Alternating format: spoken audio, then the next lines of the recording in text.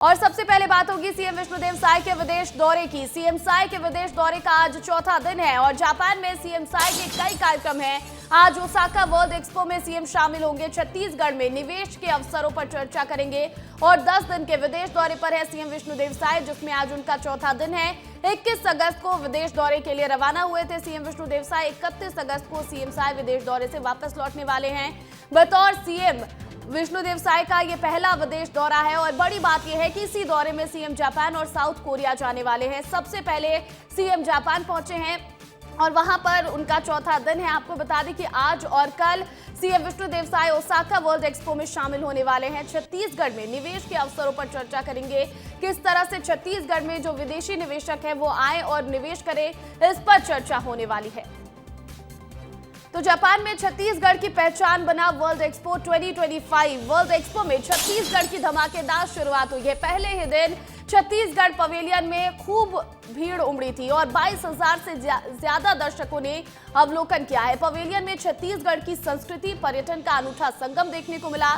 चित्रकोट जलप्रपात ने सभी दर्शकों का ध्यान खींच लिया। सीतापुर से झलकी बौद्ध धरोहर और सांस्कृतिक की आस्था। तो जापान में छत्तीसगढ़ की पहचान बना है वर्ल्ड एक्सपो 2025, जिसका आयोजन ओसाका में हुआ है। आपको बता दें कि वर्ल्ड एक्सपो में छत्तीसगढ़ की धमाकेदार शुरुआत हुई है और पहले ही दिन छत्तीसगढ़ पवेलियन में खूब भीड़ उमड़ी है। आप देखिए कि अब तक सीएम विष्णुदेव साय ने जापान में क्या क्या किया है, उसकी तस्वीरें भी सामने आई। एक्स पर खुद पोस्ट कर सीएम ने जानकारी दी है। पहली तस्वीर एनटीटी के सीईओ से मुलाकात की है, कायो इत्तो से मिले हैं सीएम।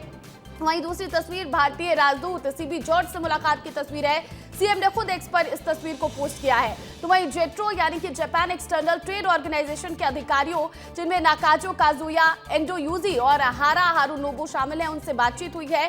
डीप स्पेस प्रदर्शनी deep space to the moon and beyond प्रदर्शनी कार्यक्रम में सीएम शिरकत करते नजर आए। भारतीय समुदाय के लोगों से मिले हैं सीएम और प्रवासी भारतीयों से भी मिले हैं। बस्तर के निवासी और नवोदय विद्यालय दंतेवाड़ा के पूर्व छात्र अविनाश, जो कि जापान की प्रतिष्ठित कंपनी में बोर्ड ऑफ डायरेक्टर के पद पर हैं, उनसे उन्होंने मुलाकात की है और सीएम विष्णुदेव साय ने लिखा कि ये मुलाकात मेरे लिए गर्व से भरी रही है। तो सीएम विष्णुदेव साय का जापान का दौरा बेहद ही खास और ये तस्वीरें निकलकर सामने आई कि अब तक सीएम ने क्या कुछ किया है। वर्ल्ड एक्सपो 2025 में सीएम शिरकत करने वाले हैं। हमारे सहयोगी अधिक अपडेट के साथ अभिषेक तिवारी जुड़ गए हैं। अभिषेक, देखिए जिस तरह से सीएम अलग अलग जगहों पर जापान में जा रहे हैं, लोगों से मुलाकात कर रहे हैं, निवेश लाने पर चर्चा हो रही है, लेकिन सबसे ज्यादा चर्चा फिलहाल वर्ल्ड एक्सपो 2025 की है, जहां पर छत्तीसगढ़ की झलक देखने को मिली है।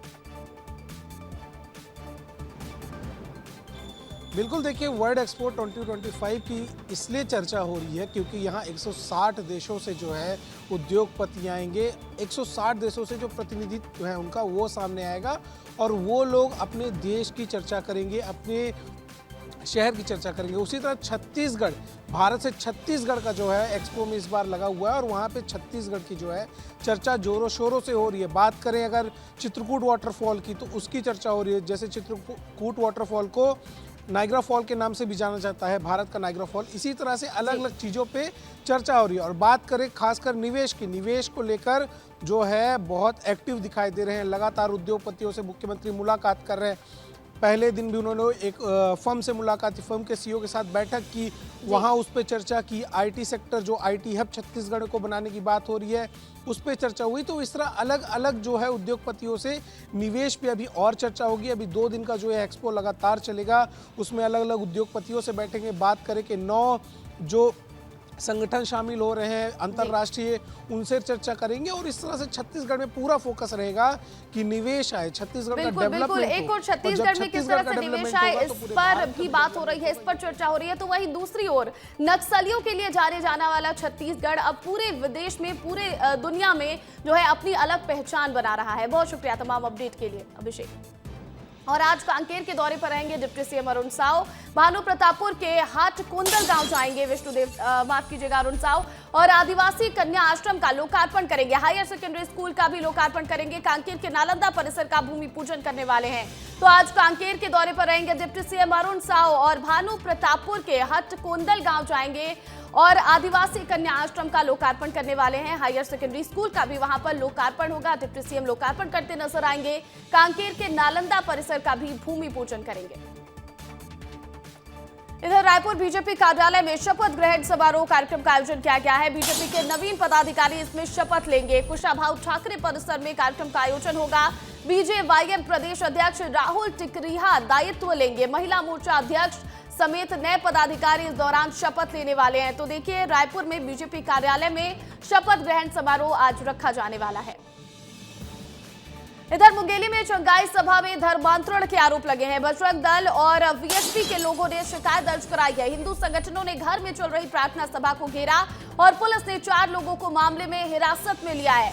तो आपको बता दें कि छत्तीसगढ़ के मुंगेली जिले में चंगाई सभा में धर्मांतरण का मामला सामने आया। बजरंग दल और वीएचपी के लोगों ने इसकी शिकायत की और हिंदू संगठनों ने घर में चल रही प्रार्थना सभा को घेरा। इसके बाद पुलिस ने मामले में कार्रवाई करते हुए 4 लोगों को हिरासत में लिया है। मुंगेली के पथरिया में वार्ड नंबर 1 का ये पूरा मामला है, जहां पर एक घर में चंगाई सभा का आयोजन किया गया था और यहां पर धर्मांतरण के जो मामले हैं वो देखने को मिले हैं।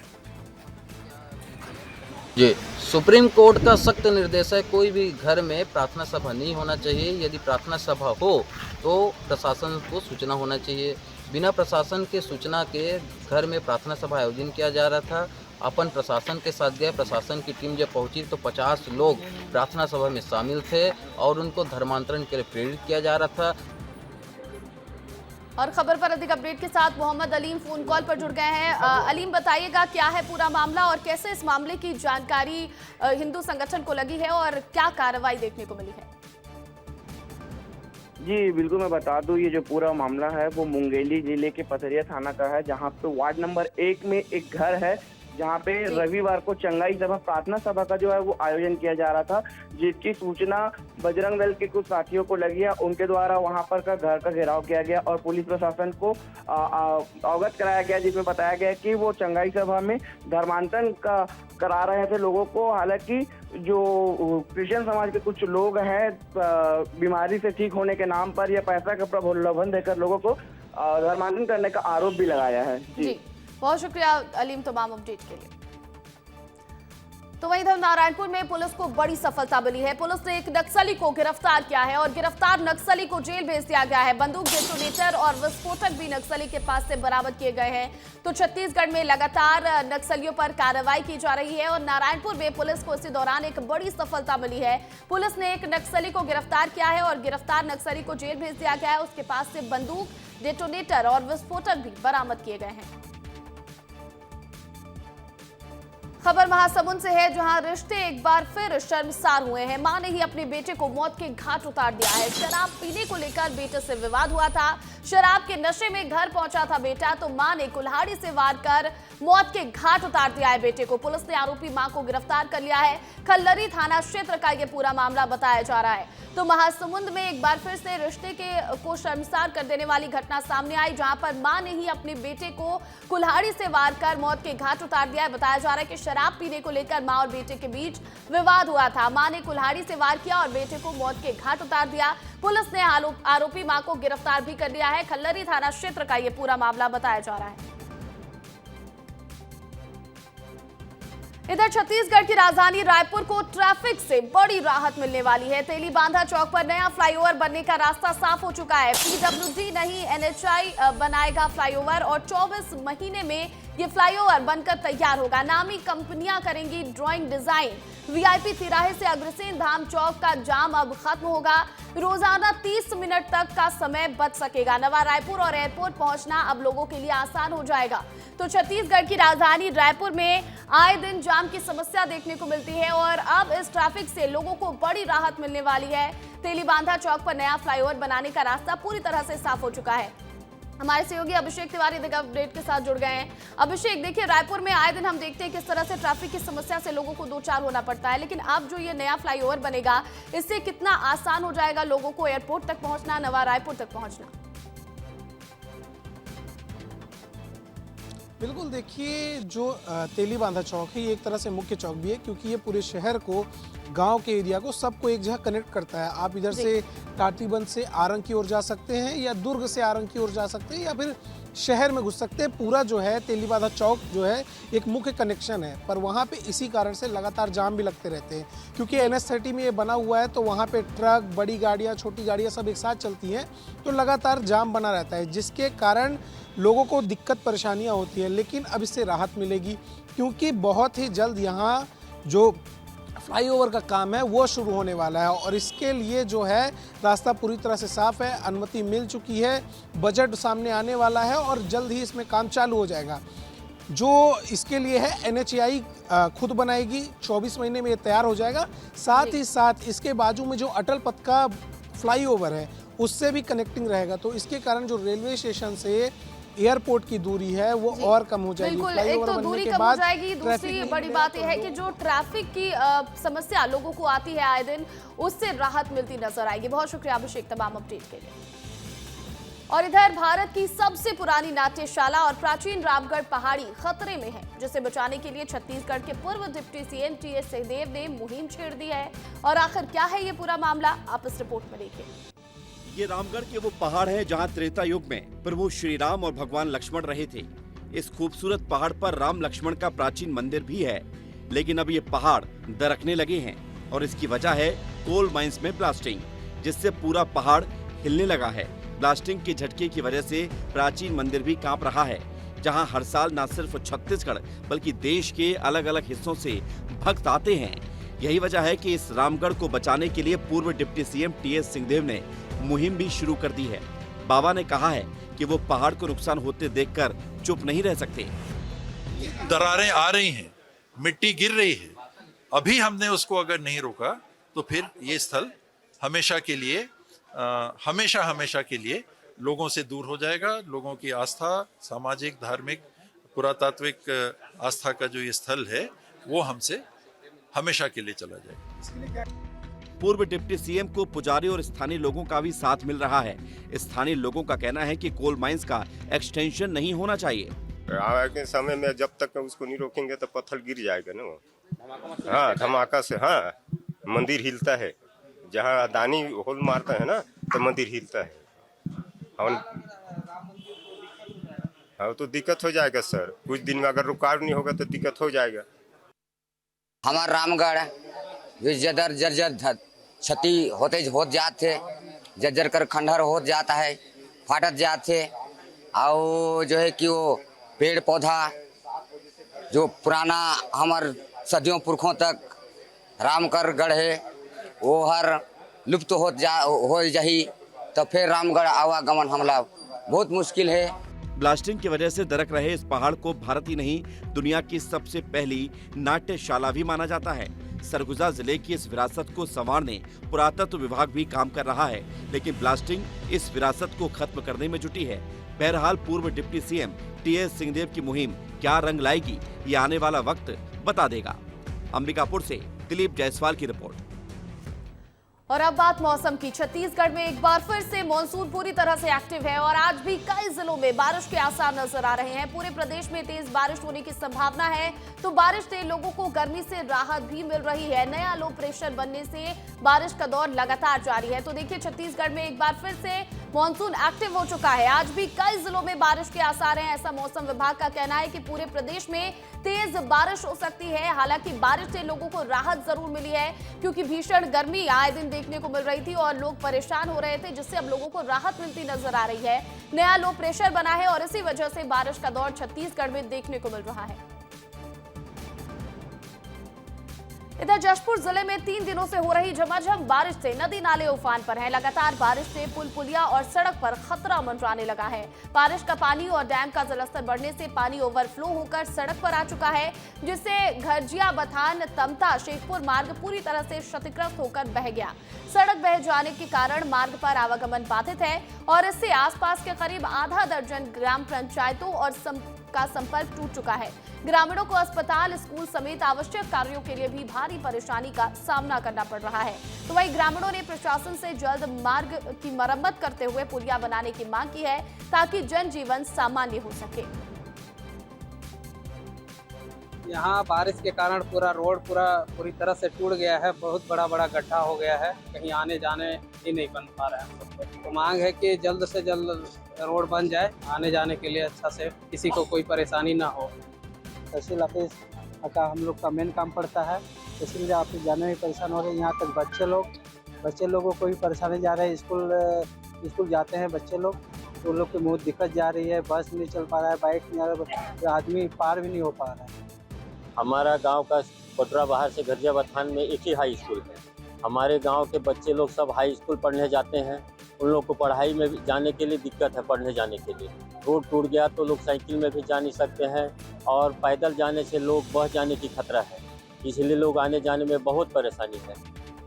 इधर रायगढ़ में अवैध रेत तस्करी के खिलाफ बड़ी कार्रवाई की गई है। अवैध रेत परिवहन करते हुए 9 ट्रैक्टर जब्त कर लिए गए हैं। बिना रॉयल्टी रेत का परिवहन हो रहा था और एसपी के निर्देश पर खनिज विभाग ने ये बड़ी कार्रवाई की है। अवैध शराब और खनिज परिवहन पर सख्त निगरानी रखी जा रही है। तो देखिए, रायगढ़ में अवैध रेत तस्करी के खिलाफ बड़ी कार्रवाई देखने को मिली है। अवैध रेत परिवहन करते हुए 9 ट्रैक्टर जब्त किए गए हैं। बताया जा रहा है कि बिना रॉयल्टी रेत का परिवहन किया जा रहा था। इसके बाद एसपी के निर्देश पर खनिज विभाग ने ये बड़ी कार्रवाई की है और अवैध रेत का परिवहन करते 9 ट्रैक्टर जब्त कर लिए गए हैं। आपको बता दें कि रायगढ़ में अवैध शराब और खनिज परिवहन पर सख्त निगरानी भी रखी जा रही है।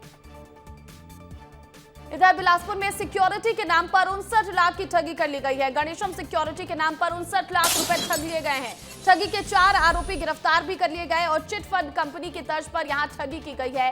सैकड़ों लोगों का निवेश कराया गया था और उसके बाद उनसे तकरीबन 59 लाख रुपए ठग लिए गए। इंदौर के महू जिले के रहने वाले बताए जा रहे सभी आरोपी चिट फंड कंपनी की तर्ज पर इन्होंने लोगों से ऑनलाइन पैसे जमा करवाए थे और ज्यादा ब्याज और लाभ देने की बात कही और इसके बाद 59 लाख रुपए ठग लिए। इस पूरे मामले में आरोपी की गिरफ्तारी भी हो चुकी है। गणेशम सिक्योरिटी के नाम पर 59 लाख रुपए की ठगी सैकड़ों लोगों से की गई है।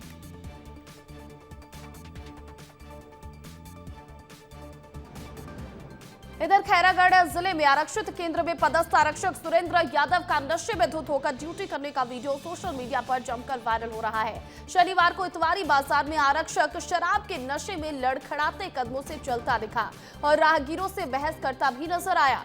मामला बढ़ता देख वीडियो वायरल होते ही एसपी ने आरक्षक को निलंबित कर दिया है। दरअसल आरक्षक का एक दुकानदार से विवाद हुआ और वो गाली गलौज करने लगा। मौके पर मौजूद लोगों ने विरोध किया तो विवाद और ज्यादा बढ़ा।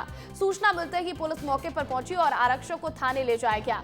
आपको बता दें कि ये कोई पहला मौका नहीं है जब सुरेंद्र यादव विवादों में आया हो।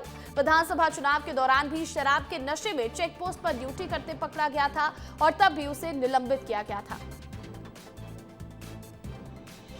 इधर कोरबा के कुसमुंडा मार्ग पर इमली छापर के पास व्यापारी संघ के लोगों ने सांकेतिक रूप से अनोखा प्रदर्शन किया है जो प्रशासन की नाकामी को दर्शाता है।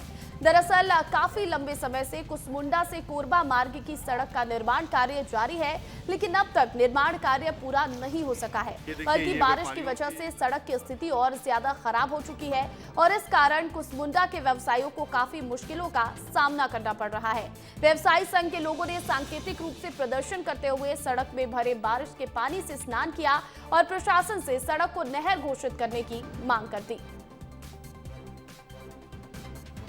सड़कों पे इतनी बड़ी बड़ी गड्ढे हो गए हैं कि तालाब निर्मित हो गया है, जिसमें आए दिन गाड़ियां फंस रही है और पानी जब भर जाता है तो सड़कों पर चलना मुश्किल हो जाता है और अगर बारिश नहीं होती है तो डस्ट से हालत खराब है। हम इमली छापर वासियों का, व्यवसायियों का इतना जीना दुभर हो गया है कि ना धंधा पानी चल रहा है, ना किसी तरह का कोई हमारा काम चल रहा है। तो 4 लेन का निर्माण किया गया था, उसमें नाली का निर्माण किया गया जिससे पानी की निकासी हो सके और निकासी नहीं होने से पूरे 4 लेन पे पानी ऐसा जमा हुआ है जैसे एक बड़ा तालाब था। उसके एवज में एक सर्विस रोड वो भी पूरी खत्म हो गई कि आम जनजीवन का चलना दुभर हो चुका है। ना व्यवसाय कर पा रहे हैं, ना ठीक से जी पा रहे हैं। और स्कूल में हाजिरी का मतलब होता है आपकी उपस्थिति दर्ज करना। आप रोज आ रहे हैं इसका एक रिकॉर्ड रखना। लेकिन अब खबर छत्तीसगढ़ के सूरतपुर से है, जहां पर भटगांव स्थित पीएमश्री प्राथमिक स्कूल के प्रधान पाठक के हाजिरी रजिस्टर की तस्वीर खूब वायरल हो रही है, जिसमें प्रधान पाठक कौशल्या महंत ने 25 अगस्त की हाजिरी कल ही भर दी और स्कूल से रवाना हो गई। इससे शिक्षा विभाग में प्रधान पाठक चर्चा का विषय बनी हुई है। ऐसे में भैया थान बीईओ मामले में जांच की बात करते नजर आ रहे हैं। द्वारा बताया जा रहा है। मैं इसका जांच करा के और इसको फॉलो अप करता हूँ। यदि ऐसा होगा तो इसमें हम लोग कार्रवाई करेंगे, करा लेता हूँ। यदि ऐसा होगा तो मैं नोटिस जारी करूँगा और पूछूंगा कि अगर ऐसा है तो एडवांस में हस्ताक्षर किस रूप में किए हैं वो। इधर दुर्ग जिले के HSCL कॉलोनी में घरेलू विवाद ने जानलेवा रूप ले लिया। गुस्से में आकर पति ने पत्नी की गला दबाकर हत्या कर दी। घटना के बाद आरोपी पति खुद नेवई थाना पहुंचा और पुलिस को पूरी जानकारी दी। पुलिस ने तत्काल मौके पर पहुंचकर पंचनामा कार्रवाई करते हुए शव को पोस्टमार्टम के लिए भेज दिया है। एएसपी पद्मश्री तंवर ने बताया कि एकल कुमार दुबे उर्फ राजेश का विवाह दीक्षा दुबे से जुलाई 2024 में राजनांद गांव में हुआ था और शादी के बाद से ही दोनों के बीच अक्सर घरेलू विवाद होता रहता था। एकल कुमार पंडिताई का कार्य करता था और पिछले 3 माह से कॉलोनी में किराए के मकान में रह रहा था। शनिवार दोपहर को पति पत्नी के बीच खाने को लेकर विवाद हुआ और इस पर गुस्से में आकर एकल कुमार ने पत्नी की गला दबाकर हत्या कर दी। पोस्टमार्टम रिपोर्ट के बाद आगे की कार्रवाई की जाएगी। इधर दंतेवाड़ा में अपनी गड़बड़ियों को लेकर सुर्खियों में रहने वाले आदिवासी विकास विभाग के 2 पूर्व सहायक आयुक्त और एक क्लर्क पर कड़ी कार्रवाई होने वाली है। इन तीनों के खिलाफ एफआईआर दर्ज कराने वाले विभाग के वर्तमान सहायक आयुक्त राजीव नाग ने कलेक्टर के निर्देश पर सिटी कोतवाली में आवेदन पेश किया है। साल 2021 से साल 2025 तक डीएमएफ मद से कराए गए कार्यों की कलेक्टर द्वारा जांच कराई गई, जिसमें जांच कमेटी ने निविदा प्रक्रिया में गड़बड़ियां पाई हैं और इस समय सहायक आयुक्त के पद पर डॉक्टर आनंदजी सिंह और केएस मसराम रहे हैं।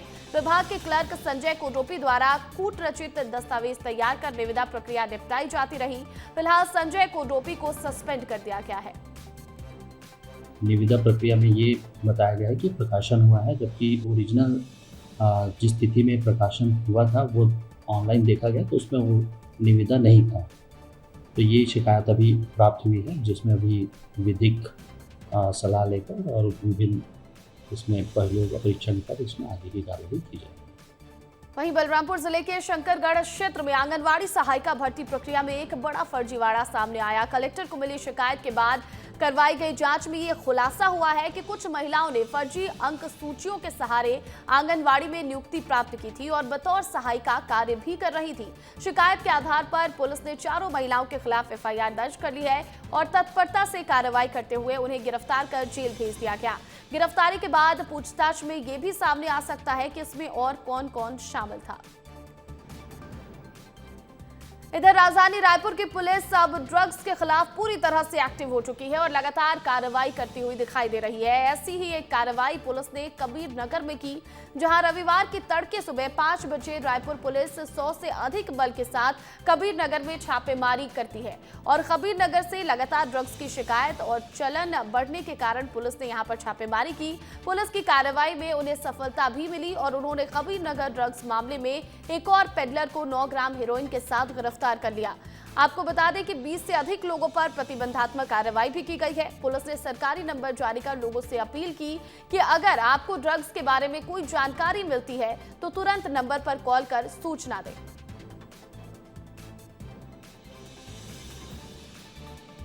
रायपुर में गणेशोत्सव में डीजे बजाने पर सख्त हो चुका है प्रशासन और डीजे बजाने से पहले एनओसी लेनी होगी। जोन कमिश्नर और थाना प्रभारी से एनओसी लेनी होगी। बिना एनओसी के डीजे बजाने की अनुमति नहीं मिलेगी। अस्पताल, स्कूल से 100 मीटर के दायरे में डीजे बैन रहेगा। रात 10 बजे के बाद डीजे और ध्वनि विस्तारक यंत्रों पर बैन लगा रहेगा। तो देखिए, गणेशोत्सव की शुरुआत होने वाली है और इससे पहले ही प्रशासन की सख्ती रायपुर में देखने को मिल रही है। प्रशासन ने सीधे तौर पर कहा है कि डीजे बजाने से पहले एनओसी लेनी होगी।